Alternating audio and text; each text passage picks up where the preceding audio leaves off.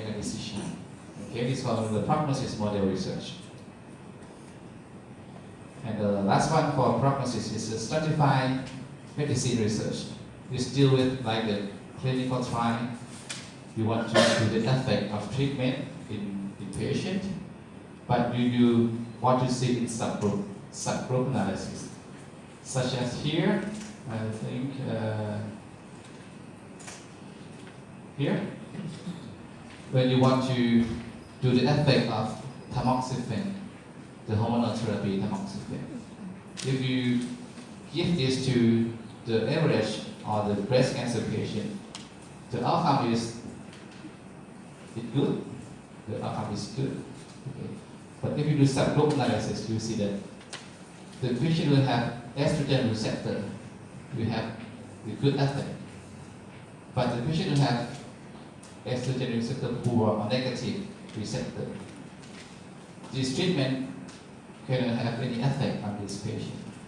So in the real practice, you give tamoxifen only for the people who have estrogen receptor positive. Okay. That's why it's like stratified medicine. So you give medicine not for the whole patient, but in subgroup, in which group, in group that have effect. And this example, you give the tamoxifen only for the patients who have estrogen receptor positive because of this research. Okay, this is called certified medicine research. And this is all the overview of prognosis research that maybe deal with some survival. So all our prognosis, average survival, used in public health, used to guide the policy. Prognosis factor research to identify the factor. Nowadays we use more genetic or molecular biomarker. Which marker can distinguish between the poor prognosis and good prognosis? Okay. The third one is prognosis model research. To build the model and use this model to predict individual prognosis of patient and use the information from that model to make a decision with the patient and the family. And the last one is to see the effect of treatment. Normally it's a drug treatment, but not in the whole patient's group, but in some subgroup, in some specific group. We call effect quantification in epidemiology or interaction term in statistics. Okay, this is prognosis research. And prognosis research deal with survival. Okay, one thing. Another thing about therapeutic research.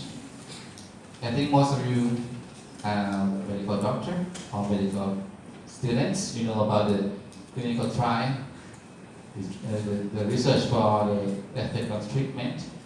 But when you do clinical trial, also in cancer research or the chronic disease research, the outcome maybe you have to wait for the outcome. So we call it, you have to wait for like a survival, time to death, time to recurrence, time to relapse, or time to healing, etc. We can use survival in clinical trial. Okay, I will show you one thing. This is the, it's not, this research, I think in JAMA, the year 2011. Okay, this is a RCT. You know RCT, randomized control trial.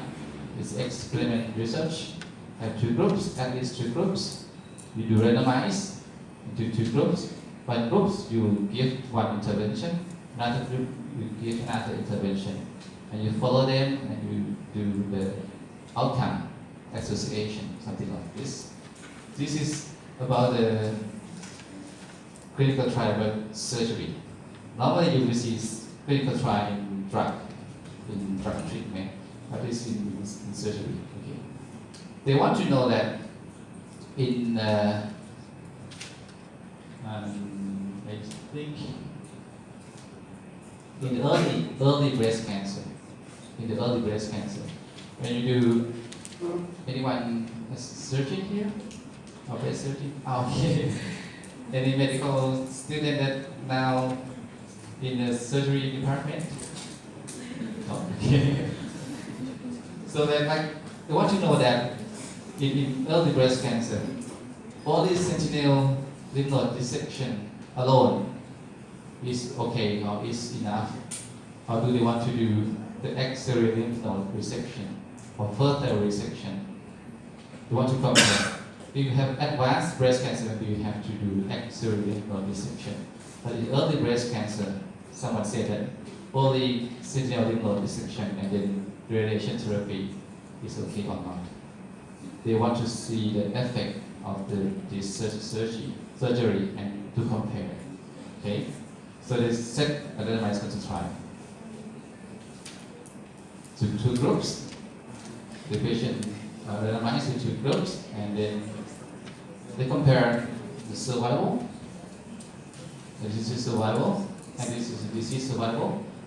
This means the outcome is death before overall survival, the all-cause survival. Okay, and this is called disease-free survival. The outcome is death, or recurrence, or metastasis. So it's time to death, or time to recurrence, or time to metastasis combined. It's called disease-free survival. And this is survival, overall survival, meaning the outcome is only death. Okay. And they compare. You do survival analysis. And you will see from this, if you remember my lecture in the morning, if you do randomized control trial, this research, when you do analysis, we do only simple analysis. No any regression analysis here, because we do randomized control trial. We randomize patients to two groups. So when you just only compare the graph like this, and do some statistic like log length test. It's a normal statistic, not regression. You don't have to adjust for sex, for stage of disease, because you do randomize. Okay? They just compare this curve. And the result is that it's the same. No statistical significance. So the survival from sentinel lymph node dissection alone compared to axillary lymph node dissection is the same. Okay, and you see the p-value from log length is 0.25. It's not significant. Okay. I just want you to see some example. But when you read, when you read the discussion, you said about when we compare the outcome, we not compare only the good outcome. We have to compare the bad outcome also, like the side effects of resection. Okay, when you want to, normally when you read articles and you want to use the information from articles to your patients, you have to read carefully. You have to read into the discussion. Only this maybe you see that no significance, no difference, but when you have to read discussion in the journal, that there are any aspects that they did not show in this graph or not. Okay, but I would just want you to see what is this graph, that circle curve like this can analyze in the therapeutic research or clinical trial. Okay.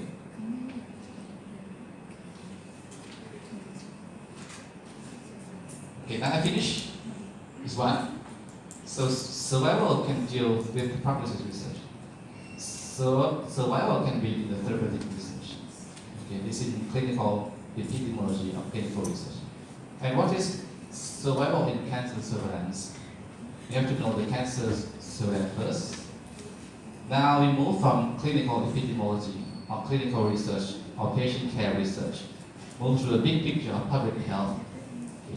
In the public health, when you want to see the cancer surveillance, that means what happened in your population with cancer. You have to think like three basic things of cancer surveillance. The first one, you have to keep in mind that normal people, the healthy people, when we get cancer, you have to expose to risk factors. Okay? And then you get cancer. And then they live with the cancer, and then they die. So this is a cycle of normal people getting cancer and then die. You can see that the basic measures of the cancer surveillance is, the first one is risk factors. Before you getting cancer, you have to know what is the risk factors in your area. Like, for example, in Yogyakarta, how many people smoke, for example, how many people getting hepatitis B, chronic hepatitis B infection, etc. So you have to see the risk factor first. And then you will get incidents. That means how many new cancer cases arise in your population, how many lung cancer cases happen in Yogyakarta, how many liver cancer cases happen in Yogyakarta.